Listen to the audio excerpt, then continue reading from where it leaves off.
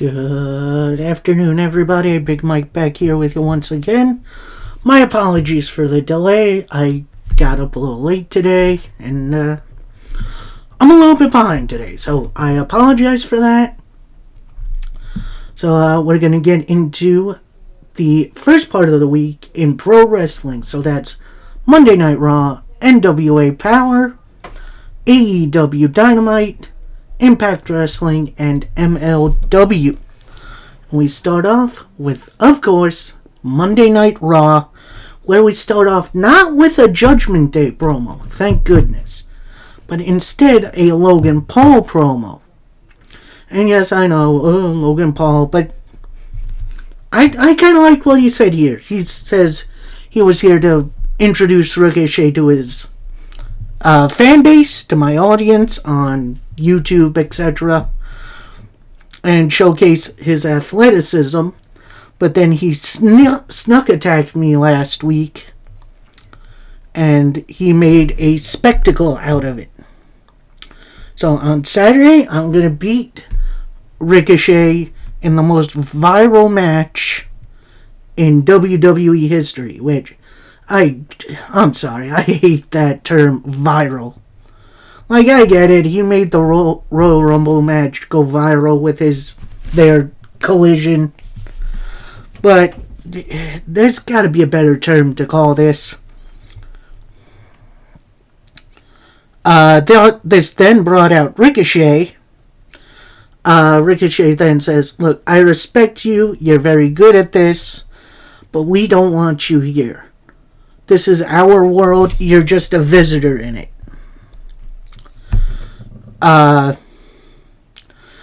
Then Logan Paul brings up that the ringside announcer, I guess that's her, is the fiancée to Ricochet.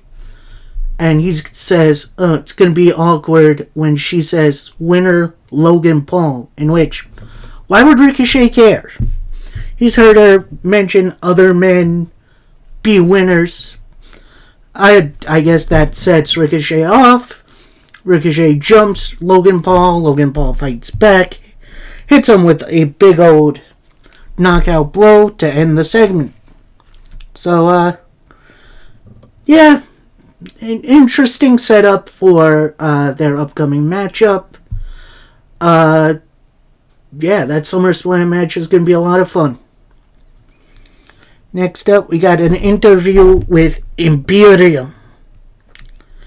And Gunther starts off turning to pretty much saying, "Look, I don't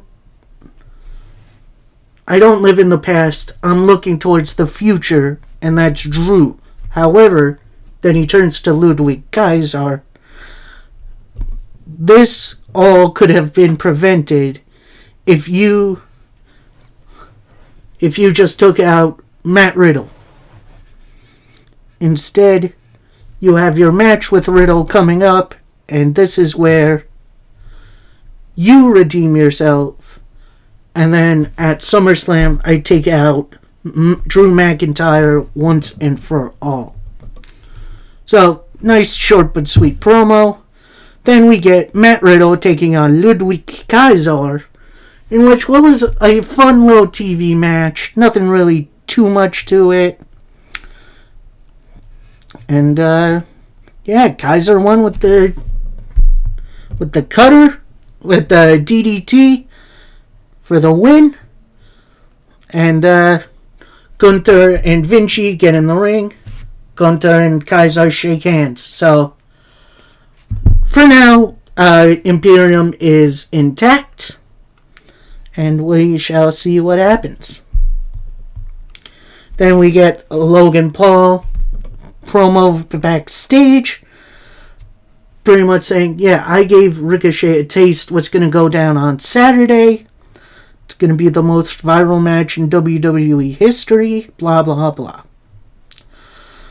We then get a little video, a little backstage training from Maxine Dupree and Valhalla. We'll get to that in 2 minutes. Then we got a nice little Cody Rhodes versus Brock Lesnar vignette. Very nice promo video. Then we get to probably one of the most entertaining matches of the evening. Maybe not the best technical match. We got Maxime Dupri of the Alpha Academy taking on Valhalla of the Viking Raiders. And, yeah, like I said, it's a little nothing match. We finally see the results of the Alpha Academy training from Maxime. Valhalla tries to come back. And, Maxime wins with a fisherman suplex for the victory, which you don't really see that a lot anymore in wrestling. But you know what? I'm glad Maxime's getting a little bit of a push because the women's division definitely needs it.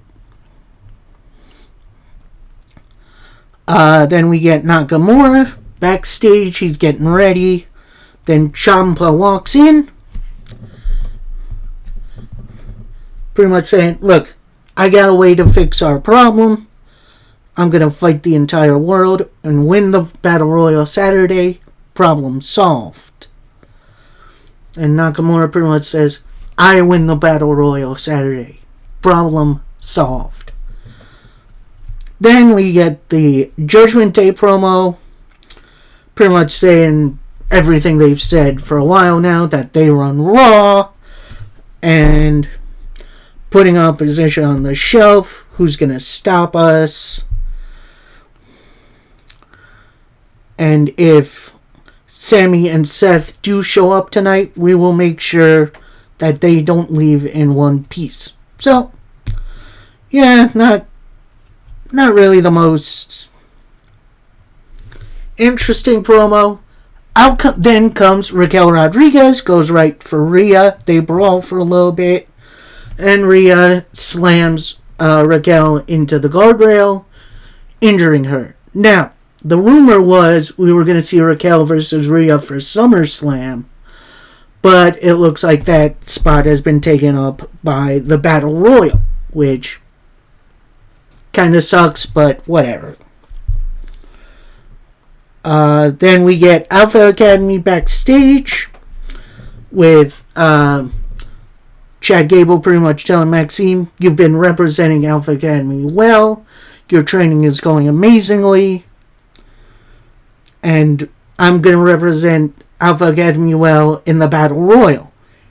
In comes Imperium to interrupt. And Gunther pretty much says, look, you're an Olympic level athlete. What are you doing hanging around with these two? And Gable wouldn't last 5 minutes with me. Gable pretty much says, yeah, you're on.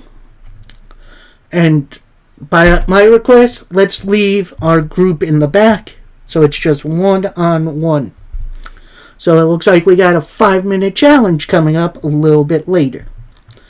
Next up, we got Shinsuke Nakamura versus Tommaso Ciampa in a very entertaining match.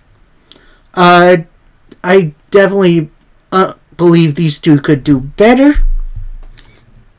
But overall, nice back and forth. They each keep going for their finishers, but they keep countering.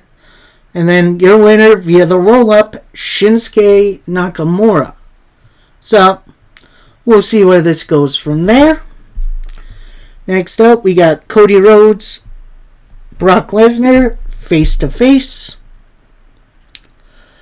Brock Lesnar comes out first. He goes over his accomplishments. And he pretty much says, one thing I know about championships, it's fight week. And talking is done. Now it's time to kick some butt. And at SummerSlam, Cody, I get paid to kick your butt. And Cody, you get paid to get your butt kicked by me. And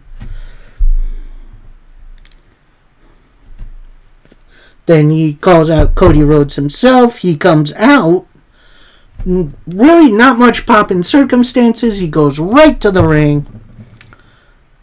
They go face to face. Brock Lesnar extends his hand. Cody shakes it. They do the face-to-face thing for a little bit. And then as Brock is leaving, he shoulder bumps Cody. And Cody takes offense to that. He dives out of the ring onto Brock. Starts beating him up. Then Brock counters this. Throws him into the ring. Steps. Big old knee strike. Gets him back in the ring. And hits a big old F5. And then he leaves. Which, you know, it's pretty much been the same thing for this Brock-Cody feud. I've gotten kind of tired of it. Like, I'm ready to see Cody move on to something a bit bigger. Like, I honestly thought SummerSlam was going to be the time they crown Cody Rhodes and have him beat Roman. But obviously that is not the case. So hopefully we get this Brock Lesnar Cody Rhodes thing finished up at SummerSlam and give Cody something a bit more interesting to do.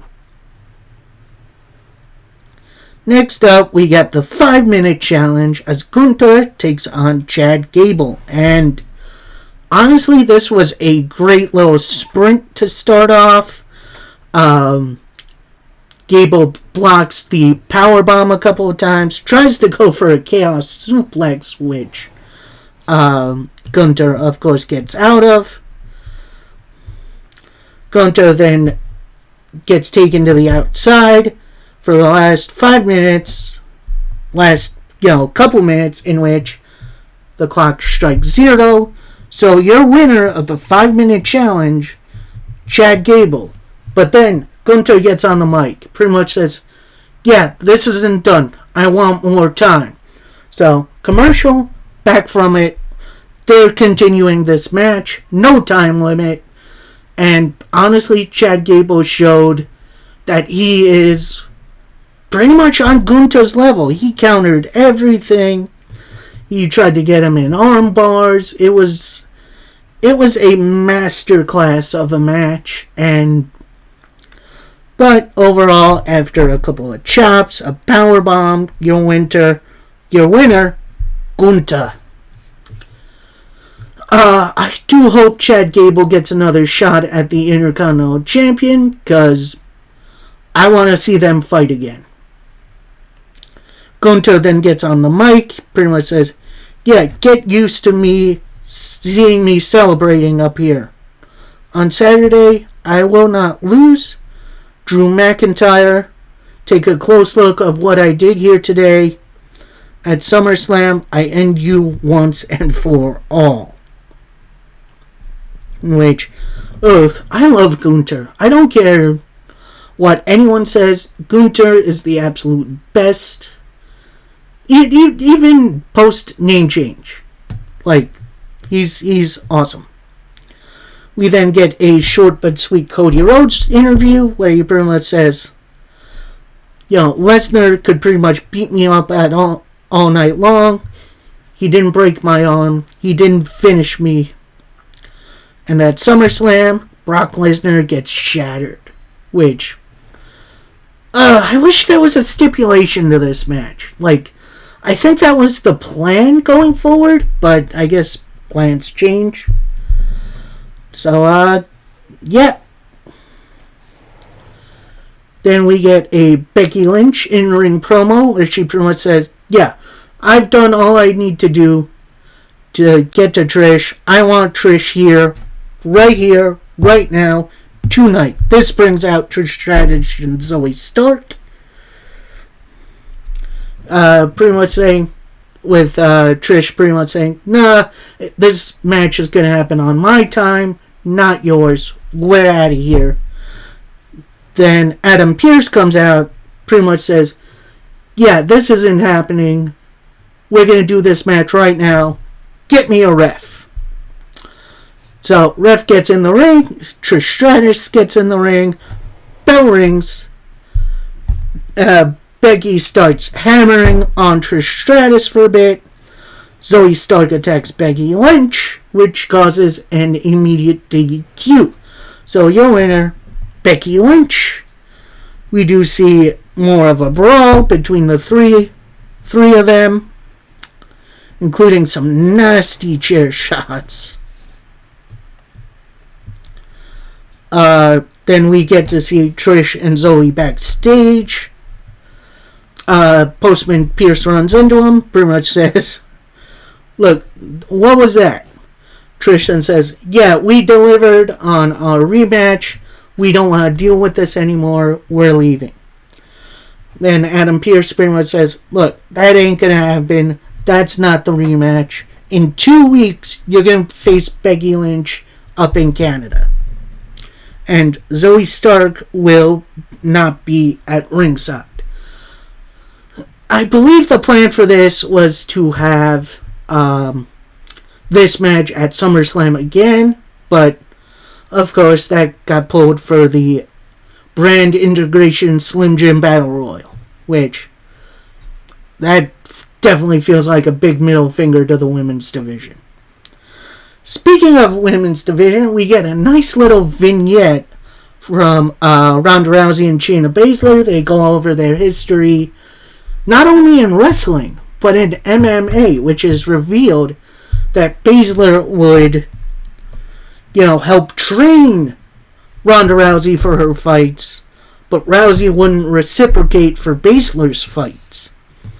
And this is why I'm done living in Ronda's shadow, and I'm ready to kick her butt. So, MMA match is definitely going to be interesting. Hope it's given enough time. Especially if this is going to be Ronda's last WWE match for a bit. And find Alamo from Monday Night Raw, our main event, little tag team action playa. We got Sami Zayn and Seth Rollins taking on Judgment Day members Finn Balor. No, not Finn Balor. Dominic Mysterio and Damian Priest. Now, before the bell rings, Zayn and Rollins meet Judgment Day on the ramp. Finn Balor gets a little involved. He gets chased a bit to the back by Rollins, but then Rollins gets right into a super kick by Mysterio. Lots of good back and forth between these four people. Definitely a solid main event. And then after a Razor's Edge on Seth Rollins, Priest looks to his Money in the Bank. Finn Balor gets it, brings it to him. Doesn't initially give it to him. Eventually does. Priest is trying to give Ref the Money in the Bank, tries to cash in. And then he eats a super kick from Seth Rollins. A briefcase shot, a haluva kick to Dom Mysterio. Into the stomp for the victory for the championship duo. So that was the go home episode for Raw. Bit of a weak one for my taste, but hopefully we get some interesting stories going on post SummerSlam. Alright, next up we got NWA Power. And we start off with a triple threat match. Bit of a hoss fight too, honestly. As we got Chris Adonis, the Masterpiece, taking on Dak Draper and Blunt Force Trauma member Damage. And honestly, yeah, like I said, it was big old hoss fight from the start. Near the end, Aaron Stevens, who manages Damage, loads up his glove that he's been wearing, hits Dak Draper, which gets him into the Master Lock for the submission win for Chris Adonis. Now, I am not sure if Adonis is with Blunt Force Trauma. I doubt it. But maybe we'll see Adonis do something at NWA 75 against Blunt Force Drama. Next up, a submission match, which this was kind of interesting. Gags the Gimp taking on Judas. And yeah, Judas at the start definitely beat up Gags a bit. Tried to come back, but then after a fall-away slam and a razor's edge, which that was interesting, out comes Jeremiah Plunkett, who previously I don't think had any association with Gags. He gets chokeslammed. This brings out Sal the Pal, who throws in the towel for his buddy Gags. And your winner, Judas. I was kind of hoping there'd be something a little bit after this, but, yeah, it is what it is. Next up, we got an interview from the United States Tag Team Champions, the Country Gentlemen. Pretty much saying, no, this plan was not misguided. We didn't really lose. We chalk it up as a learning experience. We set the tone for the U.S. Tag Division. We don't sit at home. We're always out there. We're always working. And we're holding the titles for a while. Next up, we got Tag Team Action Playa as Sir Robert Anthony making his NWA debut. Teams up with Eric Jackson to take on Fodder and Joe Alonzo. And yeah, this was a nice little tag team match Playa. A little breakneck in its pacing a little, but overall, I had a little fun with it. And then after a super kick, Death Valley Driver, your winners, Fodder and Joe Alonzo. Next, we got a Deals segment in which we see a 6-man tag team match is set up for next week. Pretty Empowered are going to get a title opportunity, but with a twist. Not really sure what that means yet. Big Strong Mims is cleared for in-ring action. Then we get an Austin Idol interview where he pretty much says, look, I got a big match coming for Zion, his new protege, and it's going to be a big one. So, we'll see what happens there. We then get an interview from La Rebellion and Vampiro, with Vampiro pretty much saying, yeah, I've been around forever. Wolves like us hunting packs, and these are the greatest champions in wrestling. Then Mecha Wolf chimes in, calling out the Brothers of Funstruction, pretty much saying, look, you're a flavor of the week. You've come in a house of wolves, and wolves hunt and eat in packs. And there's no clowning around with us. So, nice little promo from them. Not sure what the Brothers of Funstruction are going to do for NWA 75.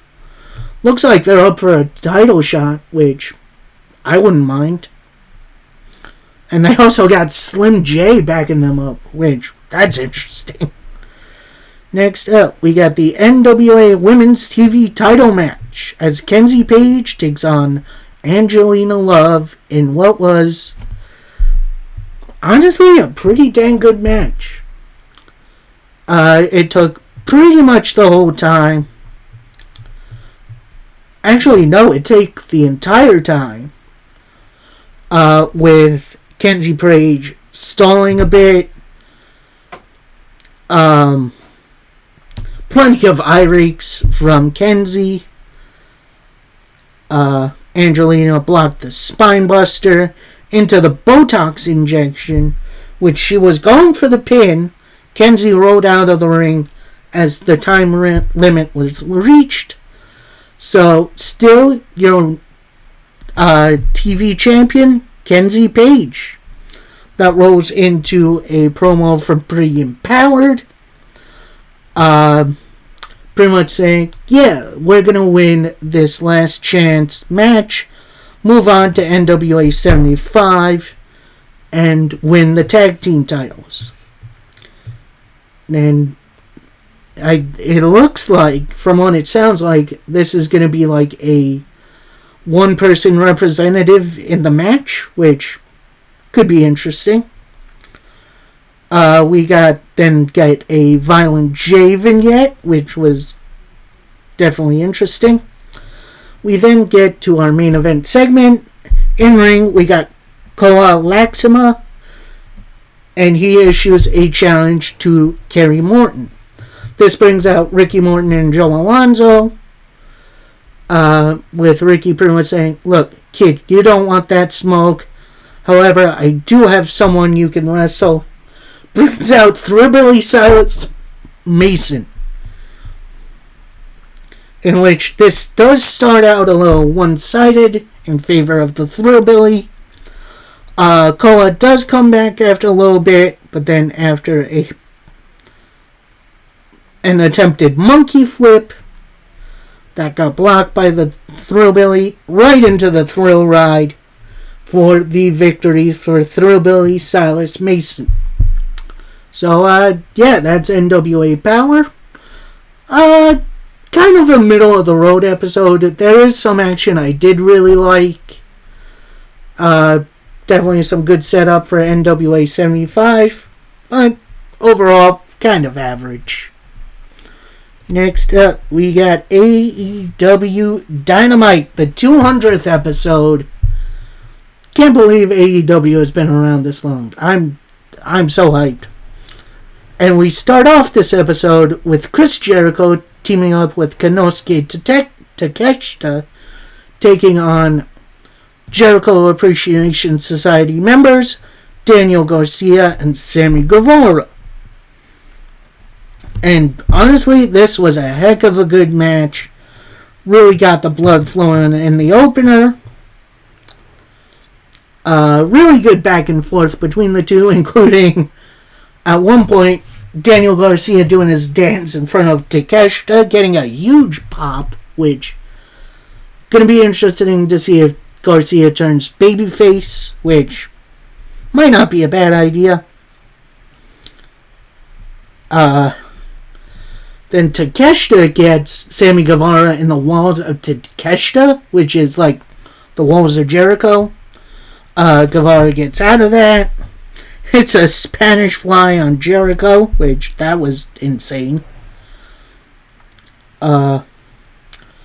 Jericho then comes in, almost immediately goes for the Judas effect, that gets blocked by Garcia, into the Dragon Slayer, and then that leads to the ref being distracted by Takeshita. Don Callis grabbing Jericho's bat and hitting Daniel Garcia in the head. Jericho goes for the pinfall. Your winners, Chris Jericho and Konosuke Takeshita. That rolls right into a promo from Tony Khan, who is the owner and general manager of AEW. Pretty much thanking everyone for watching all 200 episodes, and shows a nice video history of AEW, which that was pretty cool. We then get a try at a Chris Jericho interview. Then Matt Menard rolls up pretty much saying, yeah, next week it's going to be a JAS mandatory meeting and you're coming too. So we're going to see how that goes. We then get the Jack Perry, Jerry Lynn face-to-face. Perry comes out, pretty much gets right on the mic, pretty much says, Jerry, I gave you a week to get ready for this, and you're going to take your butt kicking like a man. This brings out Jerry Lynn. He comes out on stage. Kid, you don't run the show. I'd love to come down there and kick your butt, but that'd be considered child abuse. And even if I wanted to, with all the metal in my neck, no doctor would clear me. So I'm not doing this. However, I did make a pretty quick call And I have a friend who is from ECW, and he still wrestles today.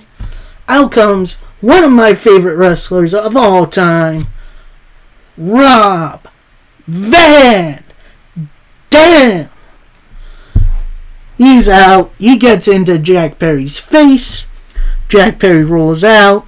Looks like he's rolled out of the arena. Jerry Lynn and RVD then embrace. But then RVD sees something out of the corner of his eye. Jack Perry comes back in with a chair. Misses the chair shot. Van Dam almost hits the Van Daminator into the chair. But Jack Perry rolls out of the ring and rolls through the crowd. So, as announced, what will be announced, we are getting that match for the FTW title next week. And honestly, I didn't see this match coming. That's going to be awesome. Next up, we got a 3-way match. Anything goes. So we got Trent Beretta taking on Pentagon Jr., taking on Jon Moxley. And it starts off very, very quickly. All kinds of dives outside the ring. Penta hits a sling blade. Spear. We get barbed trash cans and trash can lids. We get Janice, if you remember her from TNA. Abyss's weapon with... It's a 2x4 covered in barbed wire. That gets used a couple times. We get table spots. We get a destroyer from the apron through the table. That was absolutely nutty. Mox then near the end hits the paradigm shift. Trent throws him out of the ring. Covers Pentagon Jr. for the victory. Then post-match, Mox attacks Trent. This brings out the rest of the Blackpool Combat Club, minus Bryan Danielson, because he's hurt.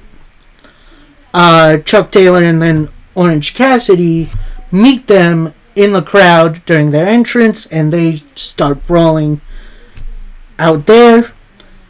This gets brought into the arena. Both sides get separated. An orange punch to Moxley, which I didn't see that coming. Chuck Taylor then gets on the microphone, pretty much says, well, this didn't accomplish anything, so back Blackpool Combat Club, we challenge you for Rampage for a parking lot brawl at Daly's place, which... that's going to be a fun one. I can't wait for that.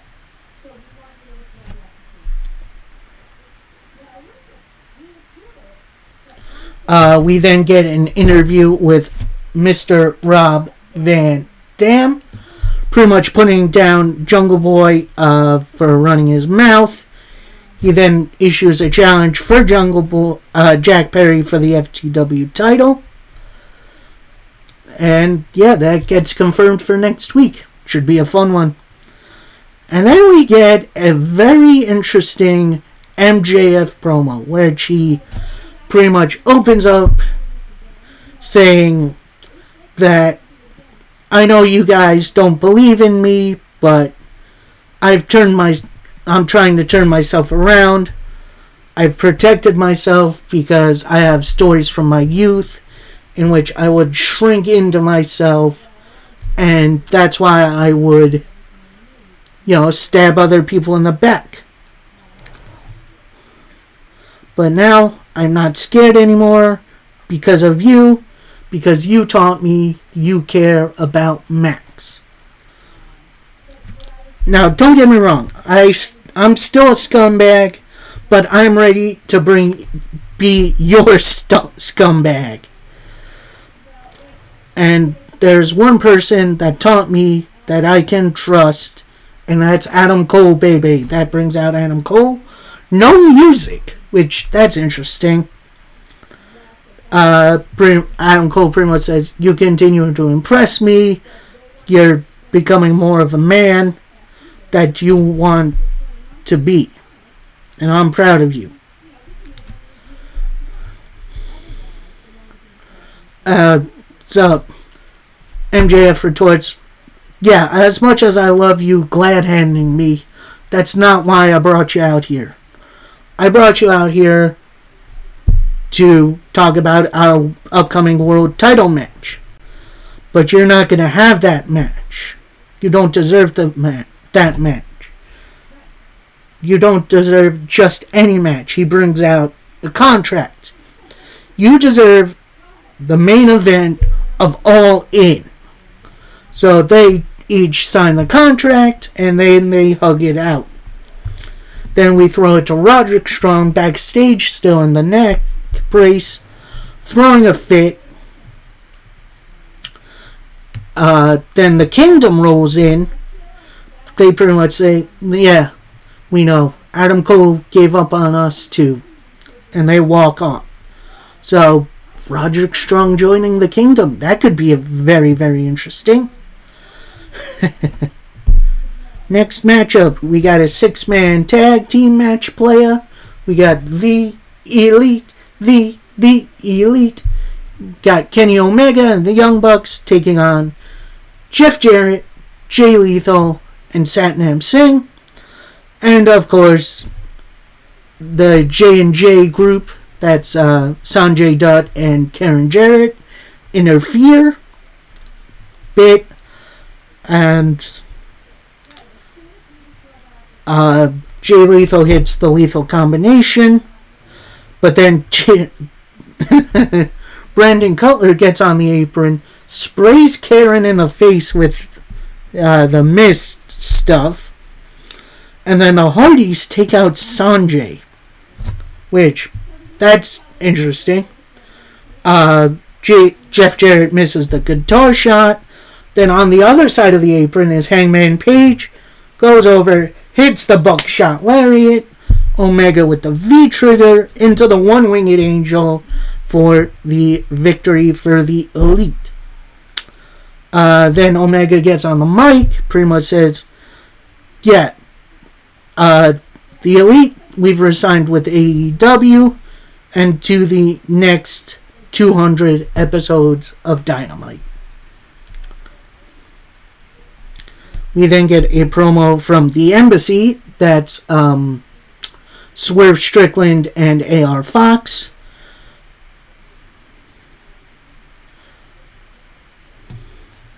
In which we pretty much hear why Fox turned on Darby. Pretty much saying, yeah, there was no thank you for you from 5 years. Now I'm taking everything away from you, including your little friend Nick Wayne. In which that shows footage of Swerve Strickland and AR Fox walking up to the Wayne training grounds. They go into the garage where the ring is. Nick Wayne is training some other guys. And the Embassy just attacks him, bloodies him up really good. You see Nick Wayne trying to reach for his phone. That gets stopped. Swerve picks up his phone, dials Darby Allin. Pretty much says, yeah, we got your boy here. And we want you guys in a match soon. So, we'll see how far that goes. Next up, we got the Ring of Honor Tag Team titles on the line as Aussie Open, that's Mark Davis and Kyle Fletcher, take on Commander and the current AAA Mega Champion El Hijo del Vikingo. And honestly, these four guys worked really, really well together. A lot of good back and forth. A lot of, good lucha stuff from the luchadors. But after a missed shooting star press into a drop kick, Aussie Open hit their finisher, which I believe is called the Cornwallis. Which, interesting finisher name. So your winners, still Ring of Honor Tag Team Champions, Aussie Open. We then get a nice little clips for Collision, which sadly I will not be covering this week due to SummerSlam tomorrow. So that's going to be a fun one. And now, our main event for Dynamite, as we have the AEW Women's title on the line, as Hikaru Shida takes on Toni Storm. And this was a great back and forth match. Storm hits Storm Zero a couple times, and that gets a nice big kick out. Eventually, the Outcasts do slide in Shida's kendo stick. She picks it up. It looks like she's about to hit Toni Storm. Toni Storm's begging for it. Instead, hits Ruby Soho. Then we see the spray can to the eyes. Storm Zero. 1, 2, kick out by Shida. Attempted Storm Zero again. Countered. Roll up. And your winner. And new AEW Women's Champion, Hikaru Shida, winning it for the second time in her career. I'm definitely very happy Shida won. As sad as I am, Toni Storm didn't really get a decent run with the belt. I think this change was necessary, and for a Shock Chai change, I don't mind it. So that's Dynamite. A very, very good episode of Dynamite. Very crisp wrestling.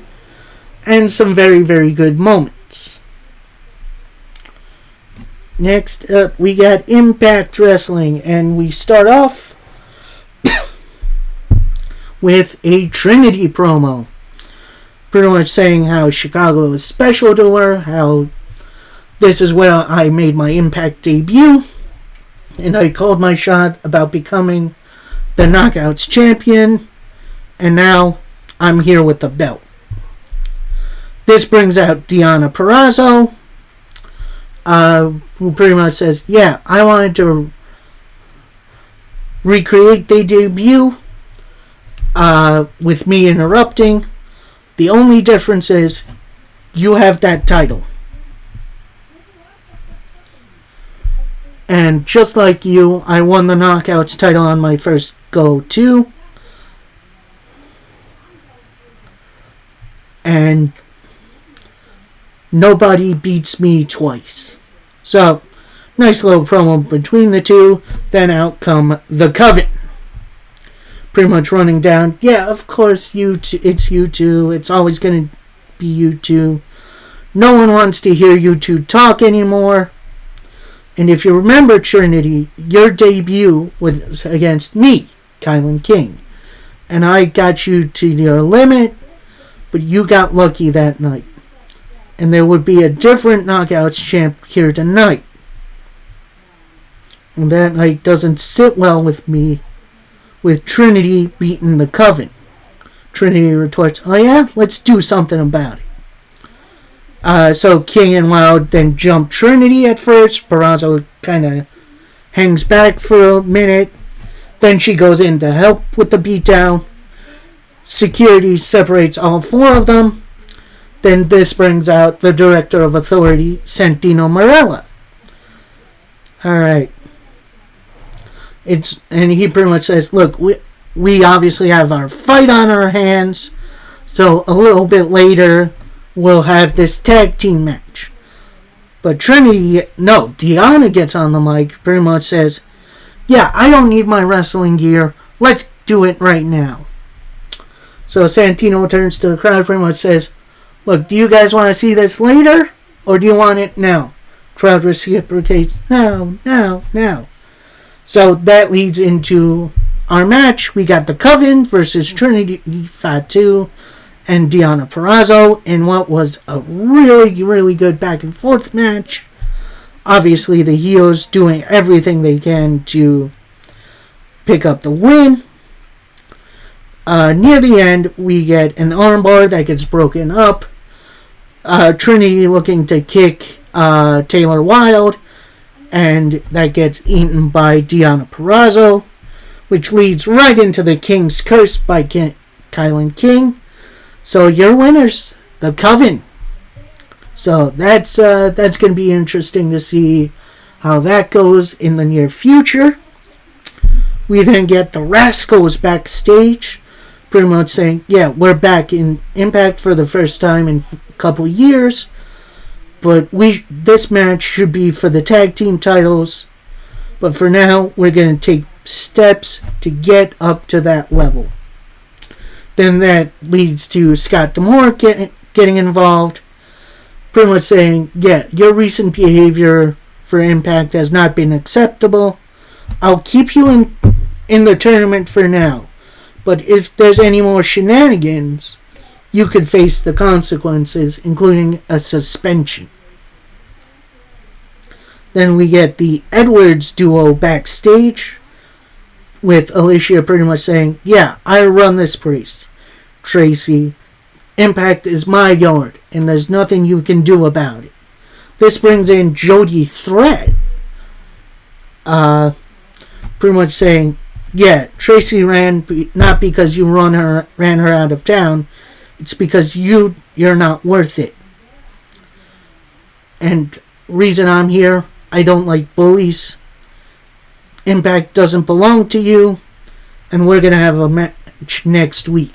So that should be an interesting little matchup. Speaking of an interesting little matchup, we got Alan Angels taking on Heath. And what was an interesting little matchup. Alan Angels definitely got a lot in, but eventually Heath hits the wake-up call for the victory. We then get an Eric Young interview, which he pretty much says, pretty much is asked, how did you survive? How are you still here? Pretty much says, yeah, I got footage, and the world will see what happened to me on that night. So, we can get to that in a little bit. So we get next match, we have Jake Something taking on Davey Vega, and what was the biggest squash match of the evening, as it was pretty much just Jake Something dominating, hitting into the void for the victory. Then we see Lio Rush backstage. He is then joined by Moose, Myers, and Bully Ray. Bully pretty much says, yeah, we're excited. We're proud you made the right decision. Lio Rush then retorts, I don't like this. Like I've said before, I'm not here to make friends. Moose interrupts, that's perfect, because we don't want you to be our friend. We're here because we want you on our team. Leo then retorts, alright, I'm in, but this is not going to be a long-lasting thing. As soon as we're done at Resurgence, in which they have an 8-man tag against Time Machine and Josh Alexander, I'm done. And then Bully pretty much says, yeah, we want you on our winning team. We got a 6-man tag next week, and we want you there with us. And then Myers just chimes in, yeah, work on that attitude a little. Which, nice little dig from the veteran. Next up, we got the digital media title on the line as Joe Hendry takes on William Yuta and Kenny King. And it starts up as a roll-off fest, which, that was pretty funny. Yuta and Hendry do try to work together a little bit, but then Hendry hits Yuta with a big old power slam.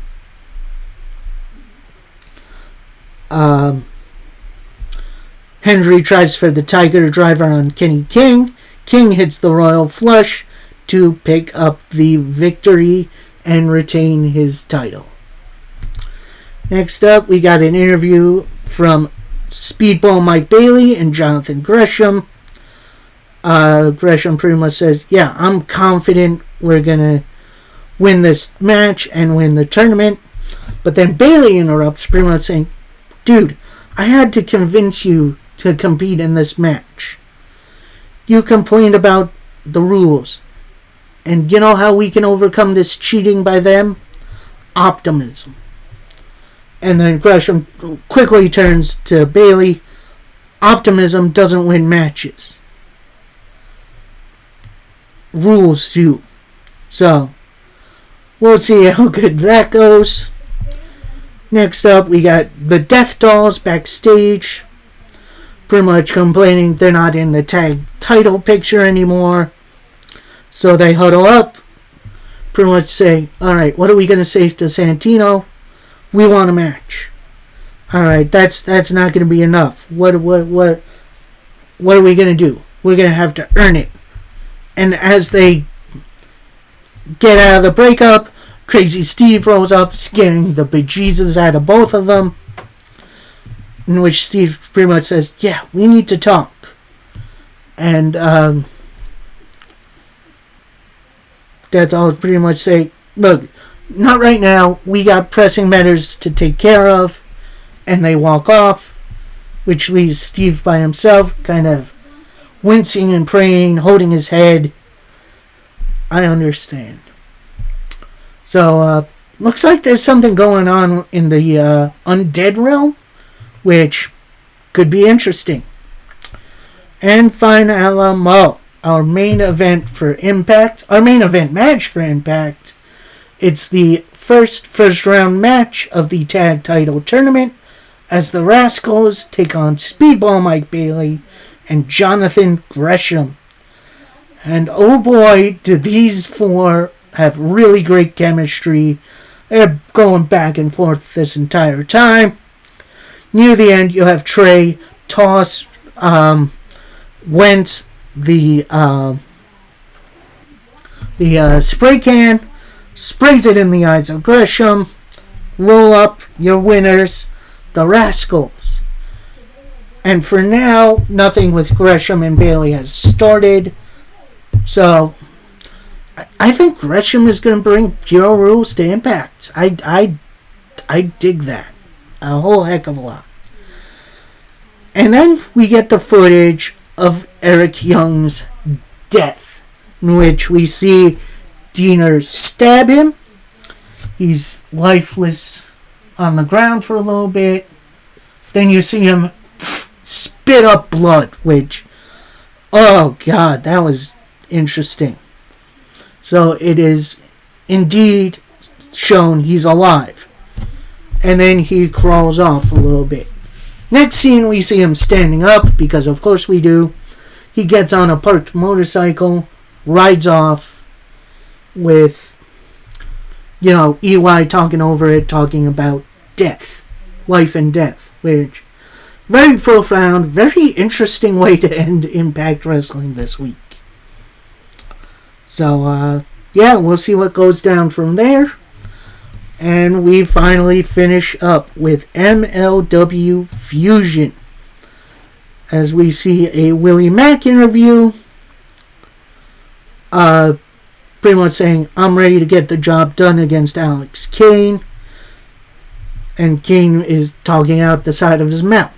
Which, good line. Alex Kane then interrupts. Calls him unworthy. And then calls him a hoe. In which that's Willie Mack then starts brawling with Alex Kane to end that segment. We then get Alex Kane, the current world champion, in a non-title match against Delirious. And honestly, this match had no right to go as hard as it did. This was an absolute great match, and a match I think you should go check out for yourselves. Lots of good back and forth. And after a big boot, a mark of Kane, your winner, Alex Kane. It is then revealed that at Fury Road, Matt Cardona and Mance Warner will compete in a Kiss My Foot match, which, that's a very old school stipulation, should be interesting. We then get a Matt Cardona promo where he's at his home in front of his podcast set. Pretty much saying, we're a few weeks away from Fury Road. We're not competing in a regular match. It's going to be a Kiss My Foot match. And don't worry, I keep my feet clean. Mance, I know you need to win this one. I'm not coming to MLW to pass the torch. I'm coming for everything. We then get a nice Willie Mack vignette building up to his match with Alex Kane. We then get a Del Me EXO promo, which was very interesting, going through her history and how, when she was younger, she had an older sister who liked wrestling a lot. And whenever she would try to change the channel, the older sister would stop her. And then when they both got older, the older sister tried her hand at wrestling, and Del Me dove right in as well. Then it's revealed that she was going on a tour of Japan just as her father got sick. And so at first she was going back and forth trying to make things work. Then her father pretty much said, "Look, don't worry about me. You go live your dream." In which she did, and then she got brought into MLW, immediately won the title, and I feel like I did the fans very, very proud. We then get to get Becca backstage as she's face-to-face with the owner of MLW, demanding why her title match with Del Me EXO isn't going on. It's revealed Del Me is actually in Germany defending the WXW women's title. Becca then called him stupid, ugly, and useless. Right now you're all three. Pick one. We then get the revealed sixth pick in the MLW Open Draft, and it's the masked superstar Ichiban, a superstar I'm not super familiar with, so I'm ready to learn.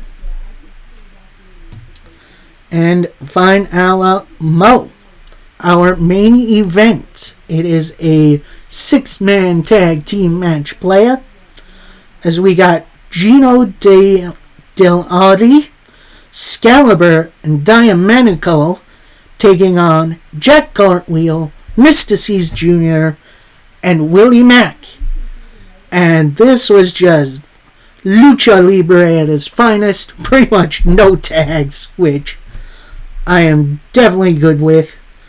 Bit hard to keep up, but I did my absolute best. Plenty of good back and forth from all 6 of these guys. And then after a Jack Attack and a Jack Arrow, your winners, Mystices Jr., Jack Cartwheel, and Willie Mack. So that's our main event match. We then get to see at least 2/3 of the Samoan SWAT team. That's Juicy Finau and Lance Anoa'i getting attacked outside of some building by the Callings masked goons. And yeah, that ends MLW. Overall, a very, very good show. Interesting to see what they did over in Mexico. And yeah, I'm interested to see how this build to Fury Road will hit its crescendo. Alright, that is it from me. I hope you all enjoyed. Please like, comment, subscribe. Let me know your favorite match or segment or whatever from this week in wrestling.